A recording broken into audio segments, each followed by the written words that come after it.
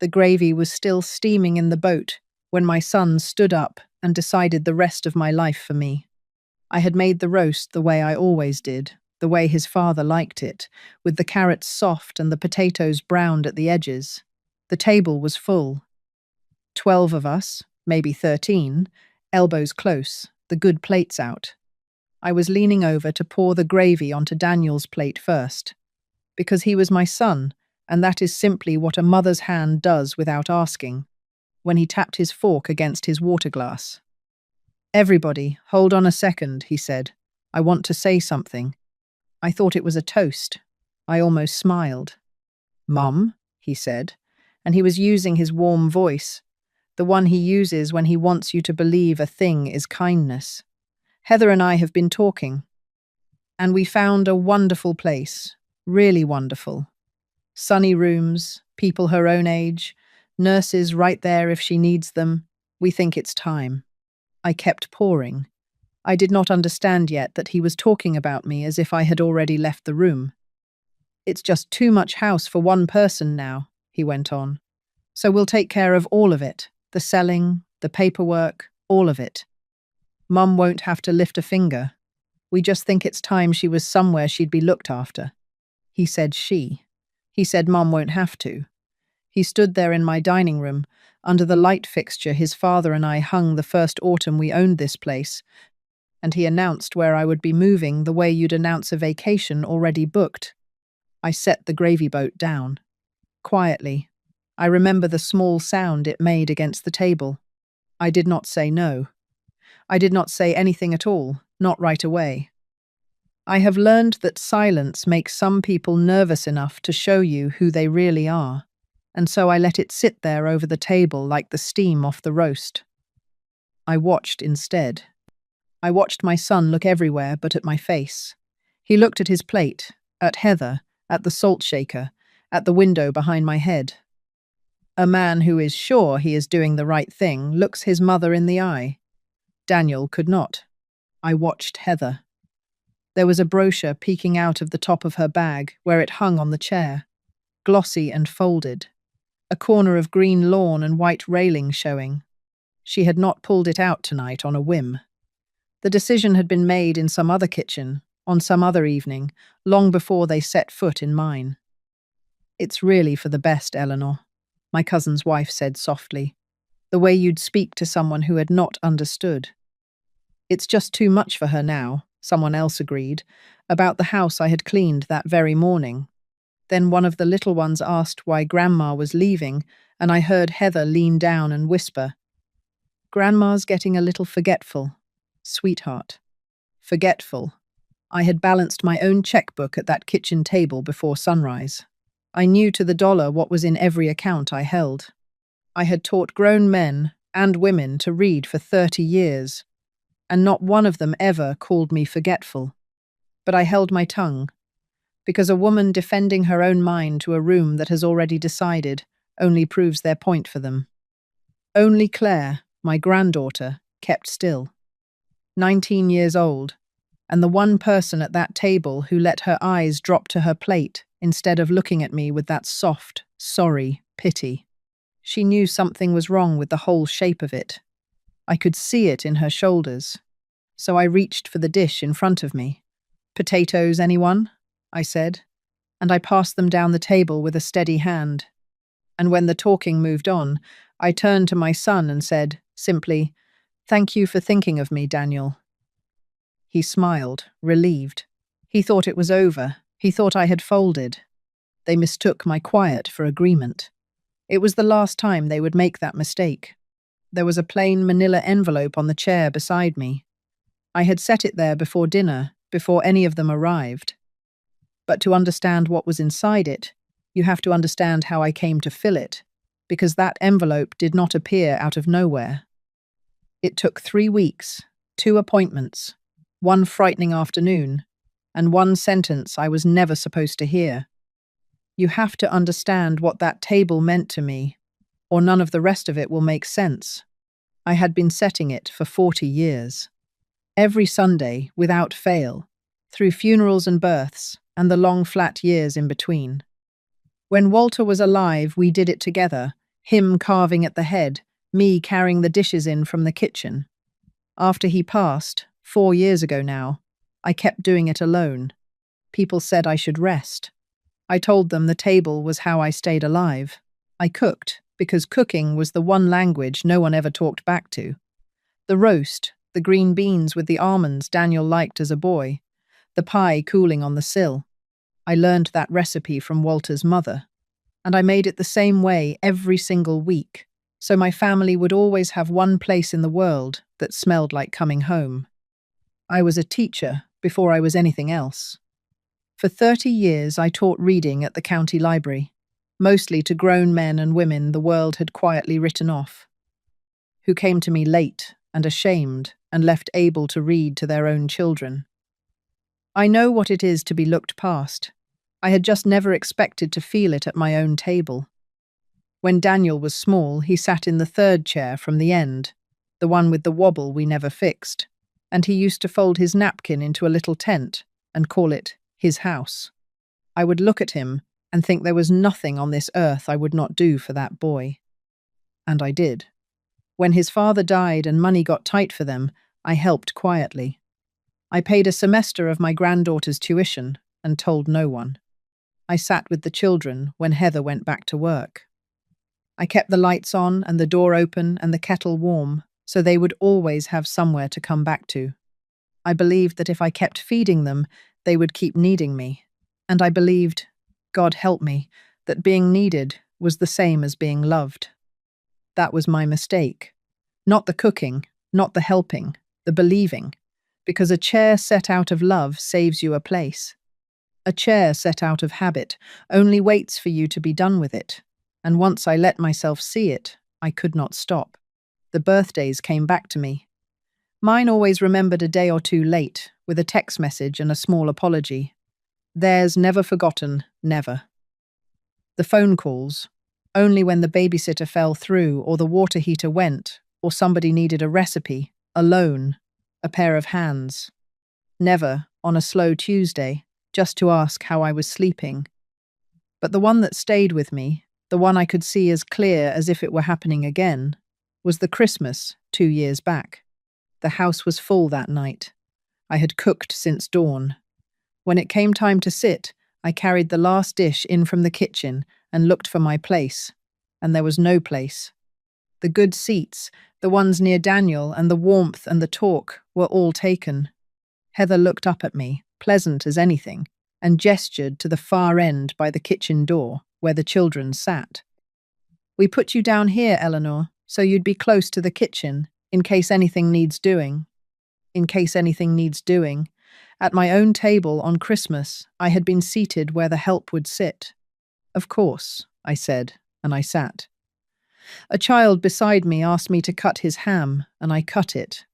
Down the table, I could hear Daniel laughing at something, his head thrown back, and he never once looked to see where his mother had been put. I told myself it didn't matter. I have never in my life worked so hard to believe a thing I knew was not true, and the children learned it, that way of seeing me. When I gave Daniel my honest opinion about their second mortgage, Heather smiled and said, "That's a little old-fashioned, Eleanor." And the little ones picked up the same soft, polite way of letting my words go through them and out the other side. By the end, my own grandchildren heard me the way you hear a radio playing in another room. But the thing that turned the key, the thing I cannot unhear, happened 3 weeks before that Sunday dinner, in my own kitchen. They thought I had gone up to lie down. I was on the back stairs, out of sight, and I heard Heather's voice, low and practical. "It's such a waste, all that house sitting there for one person." And Daniel, my son, my boy with the napkin tent, saying, "I know. If we could just get her settled somewhere, we could finally do something with it." And then Heather again, light as anything, like she was talking about moving a piece of furniture. Honestly, at her age, she won't even notice the difference. I stood on those stairs, and I did not make a sound. I have raised a child. I have buried a husband. I know how to be quiet, when being quiet is the only dignity left in the room. What Daniel didn't know, standing in my kitchen, dividing up my life, was that the house he was so generously planning to handle had never been his father's to leave him. It had been mine, all along. That night, after they had gone, I sat in my kitchen with a cup of tea I never drank. It went cold in my hands while the house settled around me, ticking the way old houses do. Walter's photograph was on the windowsill where it has always been, him squinting into the sun on the porch, before the grey came into his hair. I looked at him for a long time. I will tell you the truth. I cried a little, but not for long, and not the way you might think. I did not cry because they had hurt me. I cried because I had let them, for so many years, by mistaking patience for love. I had been waiting for one Sunday when they would choose me the way I had always chosen them. And somewhere between the cold tea and Walter's steady eyes, I understood the wait was over. Not because they had finally come around, because they never would. So I dried my face and made myself a promise, plain and quiet. I would stop asking to be loved. I would start finding out what was actually true. Not feelings, facts. What was mine, what was written down and signed. I got up, my knees stiff from sitting, and went to the drawer in the front hall where Walter kept his things, his reading glasses, his good pen, and underneath, the small leather address book he carried for 30 years. I turned the soft pages until I found it, in his careful hand. A name and a number. James Whitfield. Attorney. The man who had handled everything for us, back when there was an us. In the morning, I called him. James Whitfield's office smelled of paper and coffee, and the faint dust of a man who keeps everything. He was older now, the way I was older, but his hands were steady when he shook mine, and his eyes were kind, in a way I had forgotten kindness could look, from someone who owed me nothing. I told him why I had come. I did not give him the whole story. I only said I needed to understand exactly what was mine. He did not ask why a woman my age would suddenly need to know such things. I think, having done this work for 40 years, he had learned to recognize the particular quiet of someone who has just found out where they stand in their own family. He pulled the file. Walter had kept good records, the way he kept everything. He laid the deed on the desk and turned it so I could read it. "The house is yours," he said. "Solely, Walter left it to you outright. There's no joint ownership, no trust holding it for anyone else. It is your name on this paper and no one else's." I looked at it for a long moment. My name, just mine.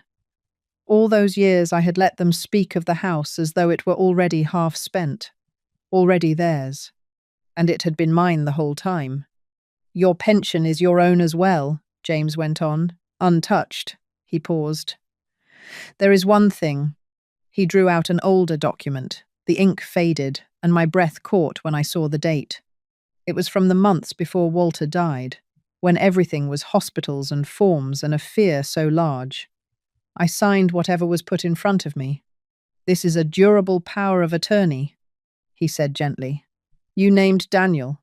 It lets him act on your behalf in financial matters. You signed it back then. I doubt you've thought of it since." I had not. I had forgotten it completely. It was the one thread that tied my son to my affairs, and I had handed it to him myself, in the worst week of my life. The attorney looked up from the deed, took off his glasses, and said the one sentence that decided how I would walk into that Sunday dinner. "Eleanor," he said, "you can take all of it back, any time you choose." I did not go home and rage. I went home and made a list, the way I have made grocery lists my whole life, in a steady hand on a small pad by the phone. Over the next 2 weeks, I worked through it one line at a time. The first thing was the power of attorney. James prepared the papers, and I signed the revocation with Walter's old fountain pen, the heavy black one with the gold nib. My hand did not shake. When it was done, my son no longer held authority over a single dollar of mine. He simply did not know it yet. Then I found a real estate agent of my own. Her name was Sophia, young, plain-spoken, and she did not once talk to me as though I were confused. She listed the house quietly and brought me a young couple with a little boy. I watched the boy run his hand along the banister the way my own son once had, and I knew. That was who would have it, not for the highest dollar, for the right reasons. We put it under contract, with the closing set for the following month. And in the afternoons, between the showings, I went looking for somewhere of my own. I found it on a quiet street across town, near Ruth, my friend of 30 years. A small cottage with good light, and a porch just big enough for 2 chairs, and a garden I could tend. I signed the lease with the same pen. The new key was bright and unworn in my palm, but it nearly came apart before I was ready. One afternoon, in the middle of all of it, I had the cottage lease and Sophia's folder spread across the kitchen table, sorting which copies went where. I heard a car in the drive, and then the side door opening without a knock, the way only family opens a door. "Eleanor, it's me. Heather." She had come to drop off a casserole dish she'd borrowed, she said. But her eyes were already moving past me, to the table, to the papers, to the words she could not quite read from there but could tell were not nothing. I saw her see them. "What's all this?" she asked, and her voice was light, but it was the lightness of someone fishing. My heart was going hard, but my hands were steady, and that is the part that matters. I gathered the pages into a loose stack, the way you'd tidy any clutter, unhurried, and laid a dish towel half over them. "Oh, just Walter's old things," I said. "I'm finally going through his files. You wouldn't believe what that man kept." She lingered a beat too long. Her eyes went from the papers to my face and back, and for one held breath I thought she would reach over and lift the towel. Then she smiled her smooth smile and set the dish on the counter. "Well, don't tire yourself out," she said, and she left. I stood at the window and watched her car pull away. She had not believed me, and a woman like Heather does not leave a question alone. With James, I drew up a living trust to hold the money from the sale, so what Walter and I had built over a lifetime would be protected, and would go where I decided. And to no one before then. None of it was loud. Just appointments kept, papers signed, decisions made by a woman in her own right. And the whole time, I kept thinking about the word they had used at that table. Moving. They had spoken of moving me, the way you move a chair to clear a floor. But I wasn't being moved anywhere. I was moving. The difference between those 2 words is a whole life. In the end, it was Heather who gave it away, and it started with that afternoon in my kitchen. After that, she had taken to driving past the house. I learned later, the way you keep circling a thing that won't sit right in your mind. And so it was Heather who saw the sign first. The rider Sophia had added across it. Sold. My phone began to ring. Daniel called more in those 3 days than he had in the 3 months before. For months I had been a name he remembered late on a birthday. Now, suddenly, I was the most important person in his world. But it was the questions that gave him away. A son worried about his mother asks how she is feeling. A son worried about something else asks other things. "Mom, what's going on with the house? There's a sold sign out front." "Where's the money going to go, exactly? Did you talk to anybody before you did this? Did you talk to me?" Not "Are you all right?" Not "What happened? Are you upset?" "Where is the money going? Did you talk to me?" As though my own house required his permission to leave my hands. I answered warmly. I have never in my life been cruel, and I was not going to start by becoming what they were. I told him I was fine, that we would talk soon. I told him nothing else. I was saving the truth for Sunday, for the table, for the envelope. When the calls started, I understood something I wish I hadn't. They were not worried about me. They were worried about the equity. And once you know a thing like that about your own child, you cannot pretend you don't. So that is what I knew, sitting at that Sunday table, while my son finished telling the room where I would spend the rest of my days. He sat back down, pleased with himself. The others went back to their plates. And into that small, satisfied quiet, I reached for the envelope on the chair beside me and set it in the center of the table, by the gravy boat, where everyone could see it. Before we eat, I said, I'd like you to pass this around. Daniel gave a little laugh. Mom, what is this? Open it, I said. All of you, take a look. He slid the papers out, and I watched the room change one face at a time. The first page was the purchase agreement for the house. Signed, under contract, closing next month. Daniel read it twice. I could see his eyes go back to the top. He passed it to Heather without a word, and her smile went somewhere and did not come back. The second page was the lease to my cottage, my name on it, a date already weeks old. It went from hand to hand down the table, and with each pair of hands the room got quieter until the only sound was paper turning. The third was the cover page of the trust. The last was a single sheet, a letter in my own hand, that I had written one evening at the kitchen table with Walter's pen. No one ate. The roast sat cooling in the middle of all of it. You sold the house, Daniel said finally. His voice was climbing. You did this behind our backs? I did it the same way you planned my future, I said. I did not raise my voice. I had no need to. Privately, certainly. The only difference is that it was mine to decide, and it was never yours. Heather leaned in, and the gentleness was gone from her entirely. I knew it. That afternoon, in your kitchen, with all those papers. I knew you were hiding something. She said it almost to herself, and then louder, sharper. Where is the money, Eleanor? What did you do with the money? It's protected. It's in a trust. And the power of attorney Daniel signed years ago, the one that let him act for me, that's been revoked. So there's nothing for anyone at this table to manage. There hasn't been for some time. After everything we were trying to do for you, Daniel said, we were worried about you. No, I said, gently, because it was the truth, and the truth did not need any heat behind it. You were worried about what you thought you were going to inherit. There is a difference, and I think you've always known it. He opened his mouth to answer me, and then he didn't. For just a moment, something crossed his face that I had not seen on it in years. He looked down at the table, at his own hands, and he was 8 years old again, caught in a small lie at this very spot, ashamed and not yet good at hiding it. The boy who folded napkins into houses was still in there somewhere, and for that 1 second, he knew exactly what I had said was right. Then it was gone. The wall came back up, the way it does in grown men who have decided long ago not to look too closely at themselves. You're punishing us, he said, but quieter now. I am not punishing anyone. I folded my hands. You didn't ask me to leave, Daniel. You decided it for me. So I decided something better. I'm not going to your wonderful place. I'm going to mine.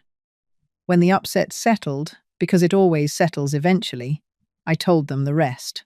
Plainly, the way you read out a recipe so no one can claim later they misheard. The house closes next month. A young family. There's a little boy. He'll grow up in those rooms the way you did, Daniel. No one spoke. The money goes into the trust with my pension. I control it while I'm living, and I've updated my will. I'd rather you hear it from me tonight than from a lawyer when I'm not here to explain. Daniel was still in it, a fair share, a modest one. I was not carving my son out in a temper, the way they had tried to carve me out.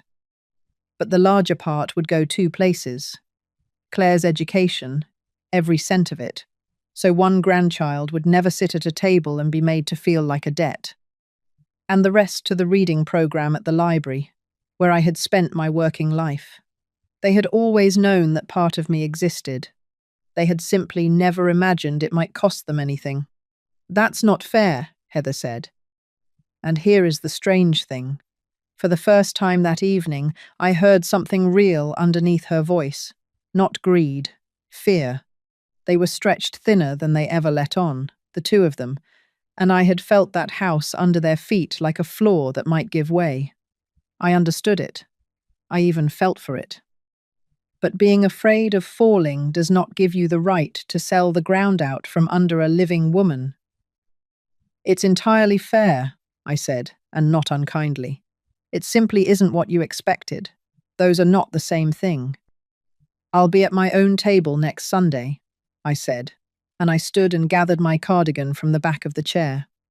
You're all welcome to come, as my guests. As my family, if you'd like to be, but not as the people who manage my affairs, because there is nothing left to manage. There's only me. And a door you're welcome to knock on. I did not cut anyone out. I simply stopped pretending the seat had to go to the person who'd forgotten me. And as I reached for my coat, in all that stunned and silent room, one person rose from the table who had never once reached for the envelope. It was Claire. She followed me out to the porch, the same porch where Walter used to squint into the sun, and stood beside me in the cool evening air, while the noise went on behind us in the house. For a moment, neither of us said anything. We just looked out at the yard going blue with dusk. I hated it, she finally said. Her voice was small. When I heard them planning it, Grandma, I hated it. I didn't know how to stop it. I'm sorry, I should have told you. You were a girl in a room full of grown people who had already decided, I said. That isn't your weight to carry. She wiped her eyes with the back of her hand, the way she had when she was little. I still have every birthday card you ever sent me, she said. All of them, in a box under my bed. And there it was. All those years I thought my love had simply been spent and forgotten, poured into a family that drank it without tasting it. But it had not all been wasted. It had landed somewhere I hadn't been looking. It had landed in the one chair I'd stopped watching. Before I left that house for the last time, I went to the kitchen and took her drawing down off the refrigerator. A crayon picture she'd made me at 6 years old. A yellow house with too many windows, and the two of us standing in front of it, holding hands. It had hung there for 13 years, beside a thank you card from a man of 50 who had learned to read at my table at the library. I peeled the tape off carefully and folded them both into my bag. Come see the new place, I told her. It has a porch, too, big enough for 2 chairs. She laughed, a wet little laugh, and said she would. The cottage is small, and I have never been happier in any house in my life.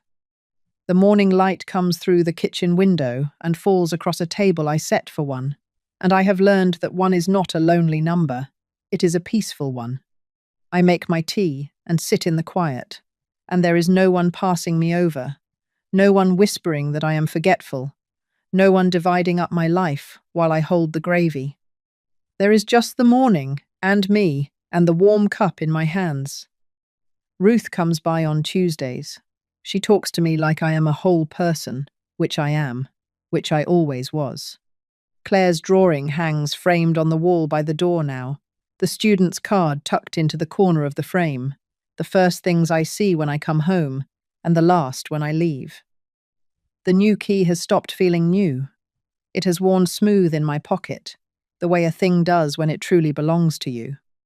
I think sometimes about that long dining table set every Sunday for 40 years.